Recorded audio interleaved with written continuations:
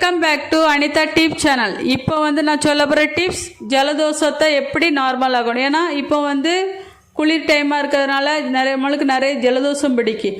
அதுலேயும் மூக்கடைப்பு அதிகமாக இருக்குது. மூக்கடைப்புக்கு ஃபஸ்ட்டு ரெமெடி ஆவி பிடிக்கிறது தான். இதை விட்டால் வேறு வழி இல்லை.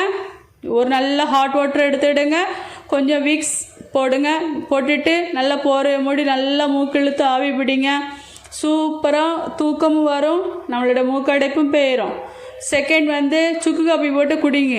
சுக்கு காப்பி எப்படி செய்யணும் உங்களுக்கு தெரியும். சுக்கு, மல்லி, மிளகு இந்த மூணு நல்லா கிரைண்ட் பண்ணிவிட்டு காஃபி போட்டு குடிங்க. சூப்பராக உங்களோட தலைவலி ஜலதோஷம் எல்லாம் கிளியர் ஆயிரும்.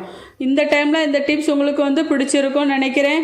தேர்டு வெளியே போகும்போது எப்போ கண்டிப்பாக மாஸ்க் போடுங்க. ஏன்னா இந்த டைமில் மாஸ்க் போட்டு போகிறது ரொம்ப முக்கியமான ஒன்று. நீங்கள் தான் டிஸ்டன்ஸ் ஃபாலோ பண்ணணும். ஸோ இதெல்லாம் ஃபாலோ பண்ணுங்க.